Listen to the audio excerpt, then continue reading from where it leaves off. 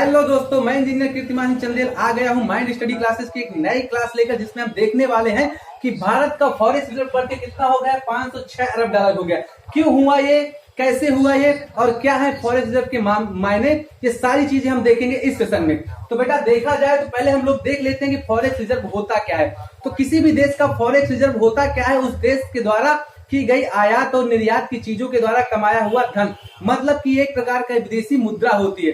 Forex reserve में जो हम लोग देखते हैं बेटा कौन कौन सी मुद्राएं आती है, पहले आ जाता है सबसे एक नंबर पे आपका आ जाता है बेटा अमेरिका का डॉलर, और दूसरे नंबर पे आपकी आ जाती है IMF, मतलब कि इंटरनेशनल मॉनेटरिंग फंड, जिसमें हम लोग क्या लेते हैं, स्पेशल डिजाइन रॉयट्स लेते हैं। उसके बाद गोल्ड आता है, कुछ और विदेशी मुद्राएं हैं जिनको हम लोग फॉरेक्स रिजर्व में रखते हैं। तो देखा जाए जो हमारा रिकॉर्ड बताता है कि 28 मई को हमारा फॉरेक्स रिजर्व कितना था, 598 अरब डॉलर था। वहीं पे 5 जून को ये बढ़ के कितना हो गया, 605 अरब डॉलर हो गया।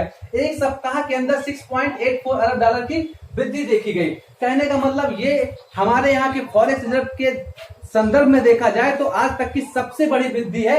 एक सप्ताह के अंदर हमारे यहाँ इतनी वृद्धि अभी तक नहीं हुई थी। देखा जाए तो हम फॉरेक्स रिजर्व के मामले में अब 5वें नंबर पे आ गए। अगर देखा जाए तो हम लोग समतुल्य किसके हैं, रसिया के। पहले नंबर पे हमारा चाइना, इसके पास नियर अबाउट 3000 के पास क्या है, 3000 अरब डॉलर का फॉरेक्स रिजर्व है। उसके बाद दूसरे नंबर पे जापान है, तीसरे नंबर पे स्विट्जरलैंड है, चौथे नंबर पे रसिया है और 5वें नंबर पे इंडिया है। रसिया के पास कुछ ज्यादा नहीं है, 605.22 है। वहीं पे इंडिया के पास कितना है, 605, मतलब कि हम इसके समतुल्य आ गए। बेटा देखा जाए तो चाइना के पास कितना है, चाइना के पास नियर अबाउट 3222 के समथिंग है, मतलब 3222 अरब डॉलर के समथिंग किसके पास है, चाइना के पास। जितनी हमारे देश की जीडीपी है उतने का तो ये फॉरेक्स रिजर्व रख के लेकर बैठा है। ऐसे नहीं चाइना बना है। आप जिस भी मीटिंग में देखते हो, अभी G7 की मीटिंग में आपने देखा होगा, सारे देश किसको काउंटर कर रहे थे, चाइना को। अब जिसके पास इतना ज्यादा फॉरेक्स रिजर्व रखा होगा उसे पूरे देश काउंटर करेंगे ही करेंगे बेटा, नॉर्मल सी बात है। और क्या है इसके मायने, अगर चाइना के पास इतना ज्यादा फॉरेक्स रिजर्व है तो ये चाहे अमेरिका को तो एक दिन में हिला सकता है। भाई सिंपल सी बात है, ये सीधे पैसे उठा के दे दे चाहे अमेरिका को और बोले भैया हमें नहीं चाहिए आपके डॉलर, एक काम करो आप अपना डॉलर हमारे पैसे में कन्वर्ट कर दो, युआन या फिर रेनमिनबी में कन्वर्ट कर दीजिए। जिसके कारण होगा क्या, अमेरिका की अर्थव्यवस्था अस्त व्यस्त हो जाएगी, पूरे वर्ल्ड की अर्थव्यवस्था अस्त व्यस्त हो जाएगी अगर चाइना इन पैसों को क्या करे, अपनी करेंसी में कन्वर्ट कराने लगे तो। अब इसकी वजह से कहीं कहीं पे दिक्कतें भी हो जाती है। अगर चाइना इन विदेशी मुद्राओं को अपने यहाँ रोक के रख लेता है तो जिन देशों की विदेशी मुद्राओं को अपने यहाँ रोक के रखा है वहां पे कभी कभी क्या होता है, पैसे की क्राइसिस आ जाती है। वहीं पे देखा जाए तो हम भी कुछ कम नहीं है, चौथे नंबर पे हैं। अगर हम भी अगर क्या करें, भारत भी अगर क्या करे, अपने पैसे को अपने पैसे में वर्ल्ड बैंक से कन्वर्ट करवाने लगे तो वहां भी क्या हो जाएगी, पूरी देश की अर्थव्यवस्था अस्त व्यस्त हो जाएगी। कहने का मतलब ये है कि हम लोगों ने इसमें काफी ज्यादा तरक्की कर लिया और हम किसके समतुल्य आ गए हैं, रसिया के समतुल्य आ गए हैं। काफी ज्यादा तरक्की हुई हमारे फॉरेक्स रिजर्व में। बेटा देखो होता क्या है, पैसे का मीनिंग क्या होता है। भाई ऐसे तो है नहीं कि पैसे कोई छाप देंगे, थोड़ा सा ये वाला कॉन्सेप्ट हम देख लेते हैं। पैसे ऐसे कोई नहीं छाप देता, पैसे की छापने के लिए भी कुछ ना कुछ तो करना पड़ता है। एक छोटा सा एग्जांपल लेते हैं, आपके घर में आपके दादाजी रहते हैं।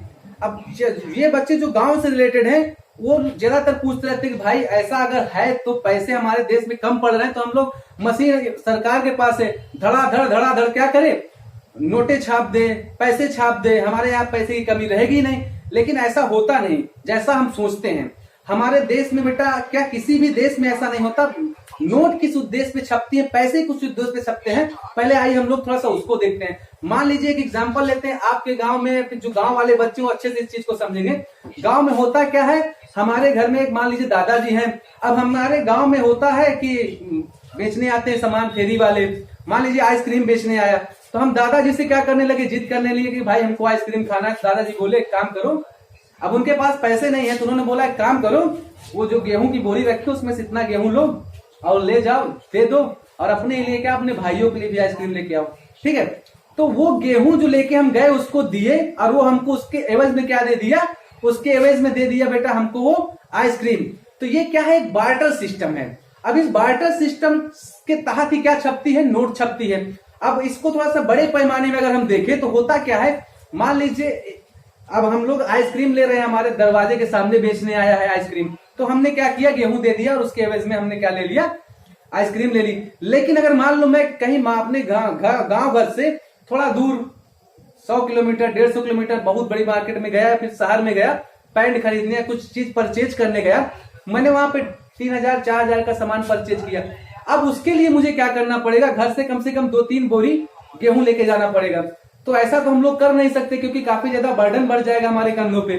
तो हम लोग करते क्या है, उसके लिए हम अपने दादाजी से जिनका गोदाम है गेहूं का, उनसे क्या करते हैं, एक कागज में लिखवा लेते हैं जिसको दुकानदार मानेगा। तो भाई हम उसको लेके जाते हैं और दुकानदार को दिखाते हैं, देखिए हमारे दादाजी ने लिख के दिया है कि आप हमको 3000 का सामान दे दीजिए और हमारे दादाजी इस सामान के बदले आपको 3 बोरी गेहूं दे देंगे जब आप हमारे यहाँ आएंगे। तो ठीक ऐसा ही होता है, आप नोटों में देखिए उसमें लिखा होता है गवर्नर के साइन के साथ कि मैं धारक को इतने रुपए अदा करने का वचन देता हूं। कहने का मतलब रिजर्व बैंक में उतना धन हमारे हिस्से का रखा है जितने की हम नोट आपको दे रहे हैं। तो यही होता है बेटा, जिसको इस बात को अगर ट्राई करना हो, मान लो तुम लोग जाते हो किसी दुकान में सामान लेने, उसको आपने कहा कि भैया हमको ये सामान लेना है, हम नोट दे रहे हैं, वो कहा कि भाई हम नोट नहीं लेंगे, नोट के बदले हमको सामान दीजिए। तो भाई वो क्या कर सकता है, वो नोट लेके रिजर्व बैंक जा सकता है और उस नोट के एवज में क्या ले सकता है, कोई सामान ले सकता है, गोल्ड ले सकता है, कुछ भी ले सकता है जो फॉरेक्स रिजर्व के फॉर्म में हमारे देश में रखा गया है, हमारे बैंक में, रिजर्व बैंक में। तो ये सिस्टम चलता है नोट छापने का। बहुत से बच्चे ऐसे होंगे जो गांव के लोग होंगे, उनके दिमाग में बातें आती नहीं कि भाई नोट कैसे छपती है, क्यों छपती है। तो जब ये न्यूज मैंने देखी तो मुझे लगा कि इसको हमें बताना चाहिए आपको। अभी अगर एक बात मैं कहूं चाइना के बारे में, चाइना के पास कितना है, 3222 अरब डॉलर पैसा है।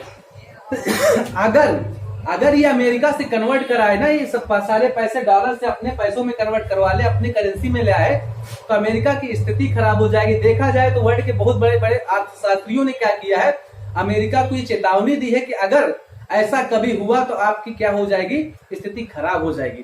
तो ये है पूरा मुद्दा, कितना बड़ा है हमारे भारत का फॉरेक्स रिजर्व और एक सप्ताह में कितनी बढ़ोतरी आई। और मैंने आपको बताया कि फॉरेक्स रिजर्व क्या होता है और मुद्रा कैसे छपती है, इन सब चीजों के बारे में मैंने आपको अच्छे से डिस्कस करके बताया। आशा करता हूं कि आपको सेशन समझ में आया होगा और अच्छा लगा होगा। अगर सेशन आपको अच्छा लगा है तो आप एक काम करिए, कमेंट बॉक्स में हमको बताइए और मैं आपकी प्रतिक्रिया का इंतजार करूंगा। और मिलते हैं सुबह वाली मॉर्निंग क्लास में जिसमें हम आपको पढ़ाने वाले उत्तर प्रदेश स्पेशल, उत्तर प्रदेश परिवहन। तब तक के लिए बेटा मैं आपसे लेता हूं अलविदा एंड जय हिंद।